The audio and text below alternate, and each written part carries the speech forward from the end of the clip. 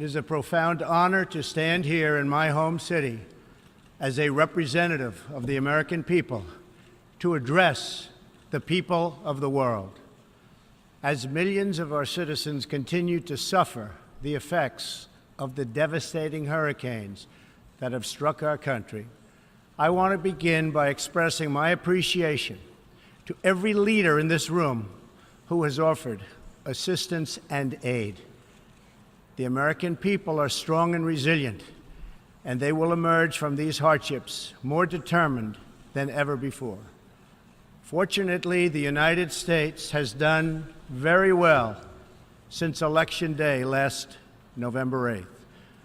The stock market is at an all-time high, a record. Unemployment is at its lowest level in 16 years, and because of our regulatory and other reforms, we have more people working in the United States today than ever before. Companies are moving back, creating job growth the likes of which our country has not seen in a very long time. And it has just been announced that we will be spending almost $700 billion on our military and defense. Our military will soon be the strongest it has ever been. For more than 70 years, in times of war and peace, the leaders of nations, movements, and religions have stood before this assembly. Like them, I intend to address some of the very serious threats before us today, but also the enormous potential waiting to be unleashed. We live in a time of extraordinary opportunity. Breakthroughs in science, technology, and medicine are curing illnesses and solving problems that prior generations thought impossible to solve. But each day also brings news of growing dangers that threaten everything we cherish and value. Terrorists and extremists have gathered strength and spread to every region of the planet. Rogue regimes represented in this body not only support terrorists, but threaten other nations and their own people with the most destructive weapons known to humanity. Authority and authoritarian powers seek to collapse the values, the systems, and alliances that prevented conflict and tilted the world toward freedom since World War II. International criminal networks traffic drugs, weapons, people, force dislocation and mass migration, threaten our borders, and new forms of aggression exploit technology to menace our citizens.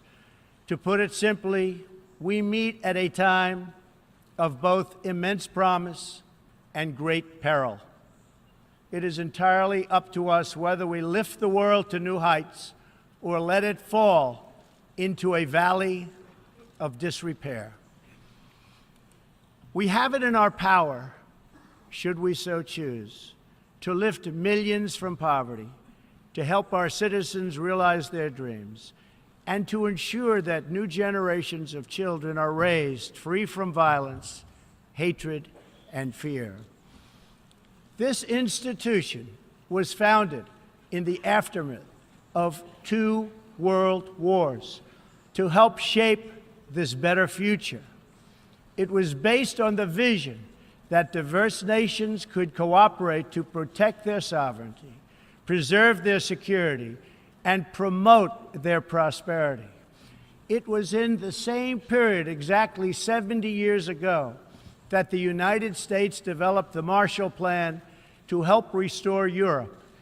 Those 3 beautiful pillars, they're pillars of peace, sovereignty, security, and prosperity. The Marshall Plan was built on the noble idea that the whole world is safer when nations are strong, independent, and free. As President Truman said in his message to Congress at that time, our support of European recovery is in full accord with our support of the United Nations. The success of the United Nations depends upon the independent strength of its members. To overcome the perils of the present and to achieve the promise of the future, we must begin with the wisdom of the past. Our success depends on a coalition of strong and independent nations that embrace their sovereignty to promote security, prosperity, and peace for themselves and for the world. We do not expect diverse countries to share the same cultures, traditions, or even systems of government, but we do expect all nations to uphold these two core sovereign duties: to respect the interests of their own people and the rights of every other sovereign nation. This is the beautiful vision of this institution, and this is the foundation for cooperation and success. Strong sovereign nations let diverse countries with different values, different cultures, and different dreams not just coexist, but work side by side on the basis of mutual respect. Strong sovereign nations let their people take ownership of the future and control their own destiny. And strong sovereign nations allow individuals to flourish in the fullness of the life intended by God. In America, we do not seek to impose our way of life on anyone, but rather to let it shine as an example for everyone to watch. This week gives our country a special reason to take pride in that example. We are celebrating the 230th anniversary of our beloved Constitution, the oldest Constitution still in use in the world today. This timeless document has been the foundation of peace, prosperity, and freedom for the Americans and for countless millions around the globe whose own countries have found inspiration in its respect for human nature, human dignity, and the rule of law. The greatest in the United States Constitution is its first three beautiful words. They are, "We the people." Generations of Americans have sacrificed to maintain the promise of those words, the promise of our country and of our great history. In America, the people govern, the people rule, and the people are sovereign. I was elected not to take power, but to give power to the American people where it belongs. In foreign affairs, we are renewing this founding principle of sovereignty. Our government's first duty is to its people, to our citizens, to serve their needs, to ensure their safety, to preserve their rights, and to defend their values. As President of the United States, I will always put America first, just like you, as the leaders of your countries, will always and should always put your countries first.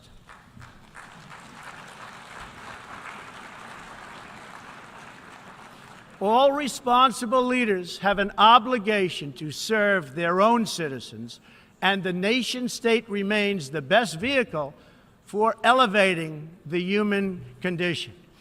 But making a better life for our people also requires us to work together in close harmony and unity to create a more safe and peaceful future for all people. The United States will forever be a great friend to the world, and especially to its allies. But we can no longer be taken advantage of or enter into a one-sided deal where the United States gets nothing in return. As long as I hold this office, I will defend America's interests above all else. But in fulfilling our obligations to our own nations, we also realize that it's in everyone's interest to seek a future where all nations can be sovereign, prosperous, and secure. America does more than speak for the values expressed in the United Nations Charter. Our citizens have paid the ultimate price to defend our freedom and the freedom of many nations represented in this great hall. America's devotion is measured on the battlefields where our young men and women have fought and sacrificed alongside of our allies. From the beaches of Europe to the deserts of the Middle East to the jungles of Asia. It is an eternal credit to the American character that even after we and our allies emerged victorious from the bloodiest war in history, we did not seek territorial expansion or attempt to oppose and impose our way of life on others. Instead, we helped build institutions such as this one to defend the sovereignty, security, and prosperity for all. For the diverse nations of the world, this is our hope. We want harmony and friendship, not conflict and strife. We are guided by outcomes, not ideology. We have a policy of principled realism rooted in shared goals, interests, and values. That realism forces us to confront a question facing every leader and nation in this room. It is a question we cannot escape or avoid. We will slide down the path of complacency, numb to the challenges, threats, and even wars that we face. Or do we have enough strength and pride to confront those dangers today so that our citizens can enjoy peace and prosperity tomorrow?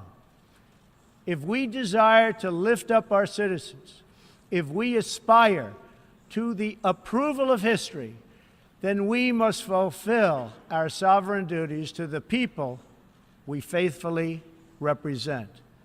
We must protect our nations, their interests, and their futures. We must reject threats to sovereignty from the Ukraine to the South China Sea. We must uphold respect for law, respect for borders, and respect for culture, and the peaceful engagement these allow. And just as the founders of this body intended, we must work together and confront together those who threaten us with chaos, turmoil, and terror. The scourge of our planet today is a small group of rogue regimes that violate every principle on which the United Nations is based. They respect neither their own citizens nor the sovereign rights of their countries. If the righteous many do not confront the wicked few, then evil will triumph. When decent people and nations become bystanders to history, the forces of destruction only gather power and strength. No one has shown more contempt for other nations and for the well-being of their own people than the depraved regime in North Korea. It is responsible for the starvation deaths of millions of North Koreans and for the imprisonment, torture, killing, and oppression of countless more. We were all witness to the regime's deadly abuse when an innocent American college student, Otto Warmbier, was returned to America only to die a few days later. We saw it in the assassination of the dictator's brother using banned nerve agents in an international airport. We know it kidnapped a sweet 13-year-old Japanese girl from a beach in her own country to enslave her as a language tutor for North Korea's spies. If this is not twisted enough, now North Korea's reckless pursuit of nuclear weapons and ballistic missiles threatens the entire world with unthinkable loss of human life. It is an outrage that some nations would not only trade with such a regime, but would arm, supply, and financially support a country that imperils the world with nuclear conflict. No nation on earth has an interest in seeing this band of criminals arm itself with nuclear weapons and missiles. The United States has great strength and patience, but if it is forced to defend itself or its allies, we will have no choice but to totally destroy North Korea. Rocket Man is on a suicide mission for himself and for his regime.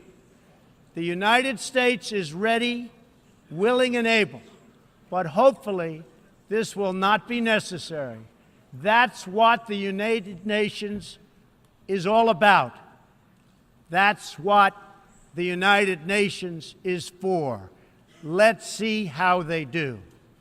It is time for North Korea to realize that the denuclearization is its only acceptable future.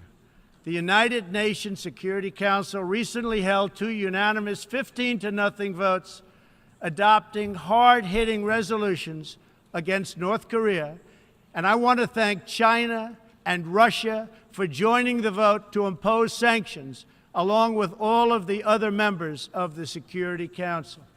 Thank you to all involved. But we must do much more. It is time for all nations to work together to isolate the Kim regime until it ceases its hostile behavior. We face this decision not only in North Korea.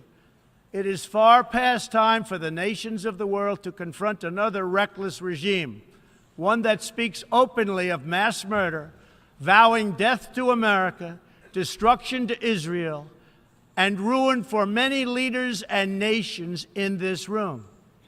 The Iranian government masks a corrupt dictatorship behind the false guise of a democracy. It has turned a wealthy country with a rich history and culture into an economically depleted rogue state whose chief exports are violence, bloodshed, and chaos. The longest suffering victims of Iran's leaders are, in fact, its own people. Rather than use its resources to improve Iranian lives, its oil profits go to fund Hezbollah and other terrorists that kill innocent Muslims and attack their peaceful Arab and Israeli neighbors. This wealth, which rightly belongs to Iran's people, also goes to shore up Bashar al-Assad's dictatorship, fuel Yemen's civil war, and undermine peace throughout the entire Middle East. We cannot let a murderous regime continue these destabilizing activities while building dangerous missiles, and we cannot abide by an agreement if it provides cover for the eventual construction of a nuclear program.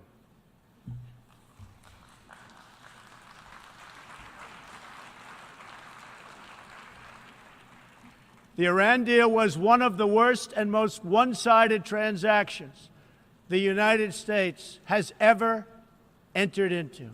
Frankly, that deal is an embarrassment to the United States, and I don't think you've heard the last of it, believe me. It is time for the entire world to join us in demanding that Iran's government end its pursuit of death and destruction. It is time for the regime to free all Americans and citizens of other nations that they have unjustly detained. And above all, Iran's government must stop supporting terrorists, begin serving its own people, and respect the sovereign rights of its neighbors. The entire world understands that the good people of Iran want change. And other than the vast military power of the United States, that Iran's people are what their leaders fear the most. This is what causes the regime to restrict internet access, tear down satellite dishes, shoot unarmed student protesters, and imprison political reformers. Oppressive regimes cannot endure forever, and the day will come when the people will face a choice. Will they continue down the path of poverty, bloodshed, and terror? Or will the Iranian people return to the nation's proud roots as a center of civilization, culture, and wealth, where their people can be happy and prosperous once again? The Iranian regime's support for terror is in stark contrast to the recent commitments of many of its neighbors to fight terrorism and halt its financing. In Saudi Arabia early last year, I was greatly honored to address the leaders of more than 50 Arab and Muslim nations. We agreed that all responsible nations must work together to confront terrorists and the Islamic extremism that inspires them. We will stop radical Islamic terrorism because we cannot allow it to tear up our nation and indeed to tear up the entire world. We must deny the terrorists safe haven, transit, funding, and any form of support for their vile and sinister ideology. We must drive them out of our nations. It is time to expose and hold responsible those countries who support and finance terror groups like Al-Qaeda, Hezbollah, the Taliban, and others that slaughter innocent people. The United States and our allies are working together throughout the Middle East to crush the loser terrorists and stop the reemergence of safe havens they use to launch attacks on all of our people. Last month, I announced a new strategy for victory in the fight against this evil in Afghanistan. From now on, our security interests will dictate the length and scope of military operations, not arbitrary benchmarks and timetables set up by politicians. I have also totally changed the rules of engagement in our fight against the Taliban and other terrorist groups. In Syria and Iraq, we have made big gains toward lasting defeat of ISIS. In fact, our country has achieved more against ISIS in the last 8 months than it has in many, many years combined. We seek the de-escalation of the Syrian conflict and a political solution that honors the will of the Syrian people. The actions of the criminal regime of Bashar al-Assad, including the use of chemical weapons against his own citizens, even innocent children, shock the conscience of every decent person. No society can be safe if banned chemical weapons are allowed to spread. That is why the United States carried out a missile strike on the airbase that launched the attack. We appreciate the efforts of the United Nations agencies that are providing vital humanitarian assistance in areas liberated from ISIS, and we especially thank Jordan, Turkey, and Lebanon for their role in hosting refugees from the Syrian conflict. The United States is a compassionate nation and has spent billions and billions of dollars in helping to support this effort. We seek an approach to refugee resettlement that is designed to help these horribly treated people and which enables their eventual return to their home countries to be part of the rebuilding process. For the cost of resettling one refugee in the United States, we can assist more than 10 in their home region. Out of the goodness of our hearts, we offer financial assistance to hosting countries in the region, and we support recent agreements of the G20 nations that will seek to host refugees as close to their home countries as possible. This is the safe, responsible, and humanitarian approach. For decades, the United States has dealt with migration challenges here in the Western Hemisphere. We have learned that over the long term, uncontrolled migration is deeply unfair to both the sending and the receiving countries. For the sending countries, it reduces domestic pressure to pursue needed political and economic reform and drains them of the human capital necessary to motivate and implement those reforms. For the receiving countries, the substantial costs of uncontrolled migration are borne overwhelmingly by low-income citizens whose concerns are often ignored by both media and government. I want to salute the work of the United Nations in seeking to address the problems that cause people to flee from their homes. The United Nations and African Union led peacekeeping missions to have invaluable contributions in stabilizing conflicts in Africa. The United States continues to lead the world in humanitarian assistance, including famine prevention and relief in South Sudan, Somalia, and northern Nigeria and Yemen.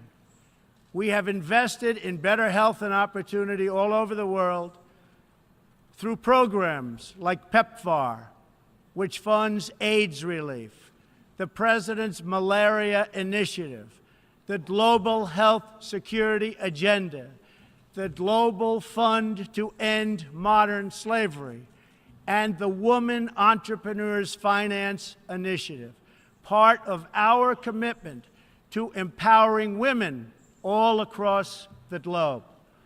We also thank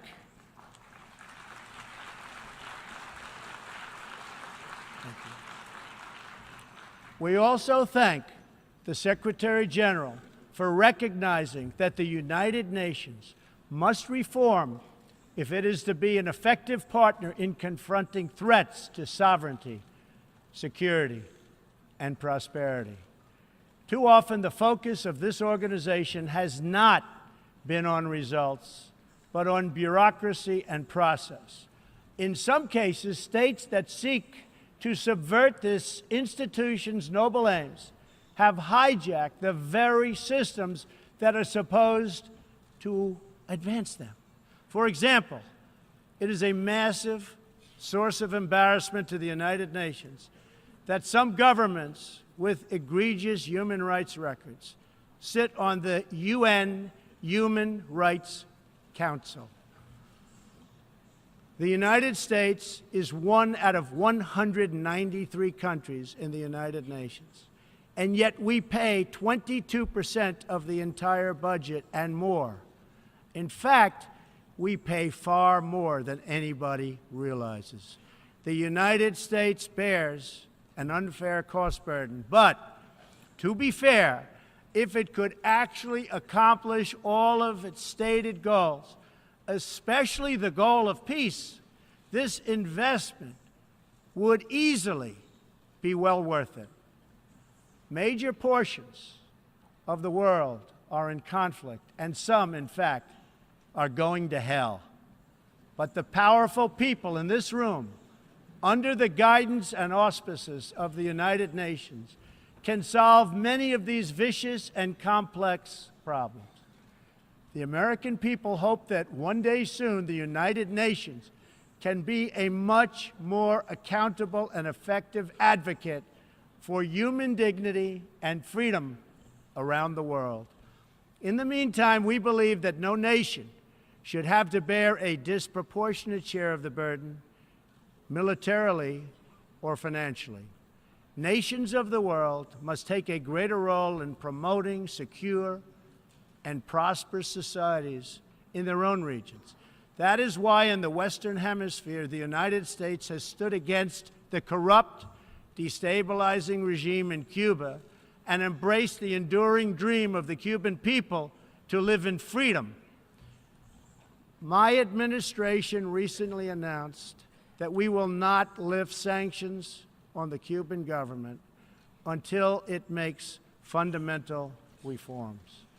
We have also imposed tough, calibrated sanctions on the socialist Maduro regime in Venezuela, which has brought a once thriving nation to the brink of total collapse. The socialist dictatorship of Nicolas Maduro has inflicted terrible pain and suffering on the good people of that country. This corrupt regime destroyed a prosperous nation by imposing a failed ideology that has produced poverty and misery everywhere it has been tried. To make matters worse, Maduro has defied his own people, stealing power from their elected representatives to preserve his disastrous rule. The Venezuelan people are starving, and their country is collapsing. Their democratic institutions are being destroyed. This situation is completely unacceptable, and we cannot stand by and watch. As a responsible neighbor and friend, we and all others have a goal. That goal is to help them regain their freedom, recover their country, and restore their democracy. I would like to thank leaders in this room for condemning the regime and providing vital support to the Venezuelan people. The United States has taken important steps to hold the regime accountable. We are prepared to take further action if the government of Venezuela persists on its path to impose authoritarian rule on the Venezuelan people. We are fortunate to have incredibly strong and healthy trade relationships with many of the Latin American countries gathered here today. Our economic bond forms a critical foundation for advancing peace and prosperity for all of our people and all of our neighbors. I ask every country represented here today to be prepared to do more to address this very real crisis. We call for the full restoration of democracy and political freedoms in Venezuela.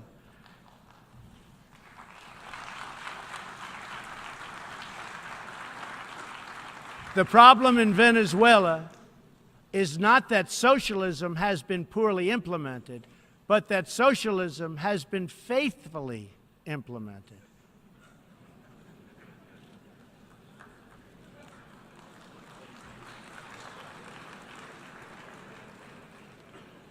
From the Soviet Union to Cuba to Venezuela, wherever true socialism or communism has been adopted, it has delivered anguish and devastation and failure.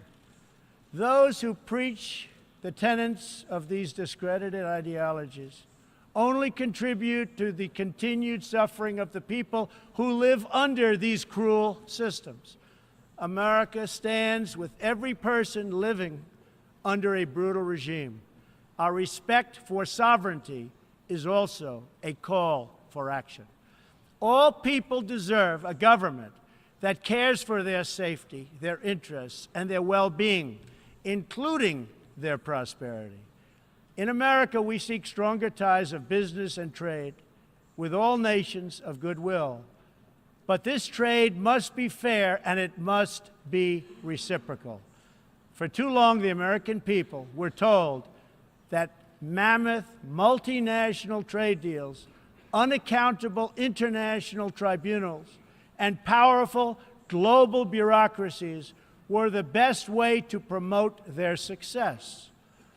But as those promises flowed, millions of jobs vanished and thousands of factories disappeared.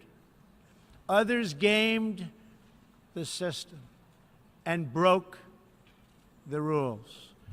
and our great middle class, once the bedrock of American prosperity, was forgotten and left behind. But they are forgotten no more, and they will never be forgotten again. While America will pursue cooperation and commerce with other nations, we are renewing our commitment to the first duty of every government, the duty of our citizens. This bond is the source of America's strength and that of every responsible nation represented here today. If this organization is to have any hope of successfully confronting the challenges before us, it will depend, as President Truman said some 70 years ago, on the independent strength of its members. If we are to embrace the opportunities of the future and overcome the present dangers together, there can be no substitute for strong, sovereign, and independent nations. Nations that are rooted in their histories and invested in their destinies. Nations that seek allies to befriend, not enemies to conquer.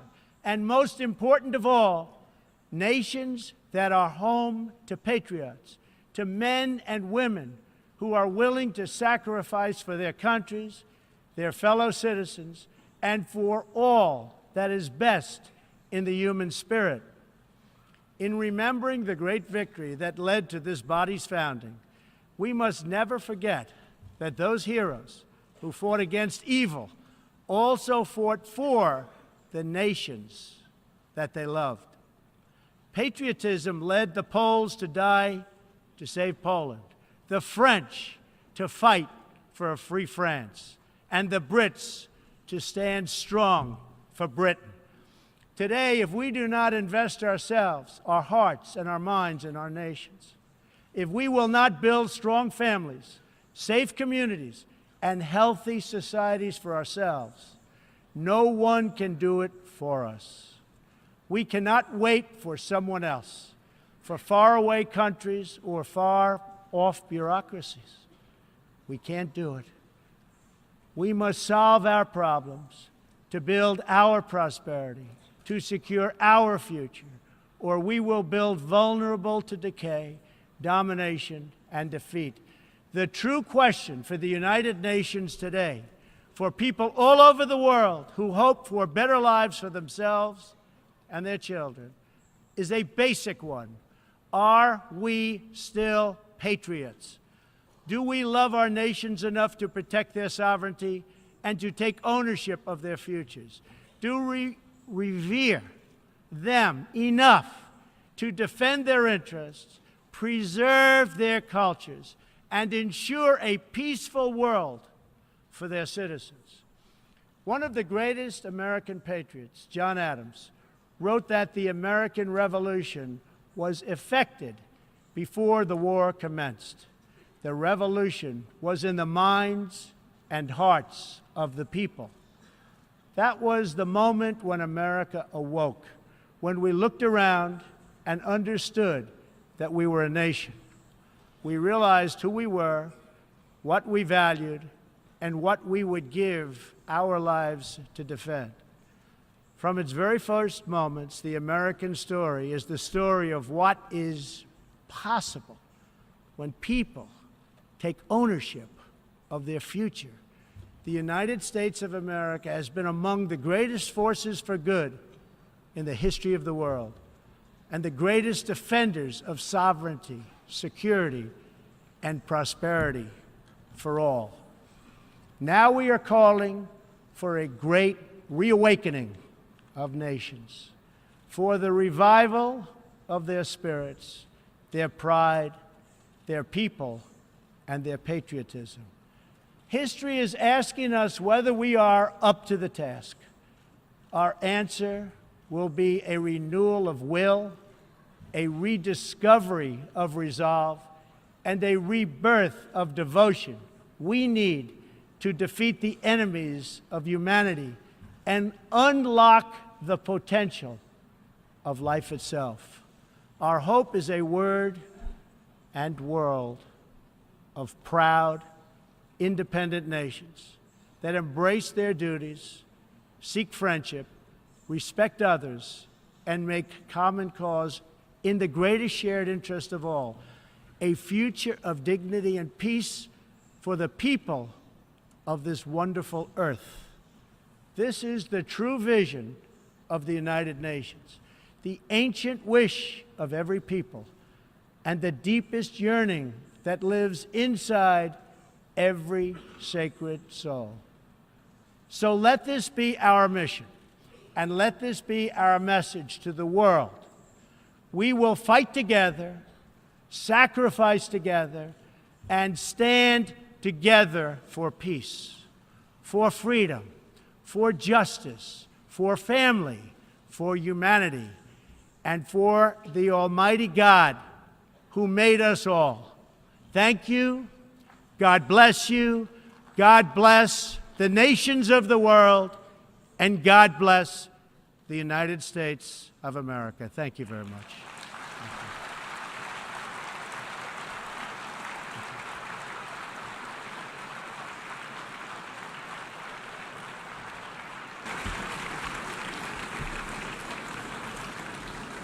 On behalf of the General Assembly, I wish to thank the President of the United States of America for the statement just made.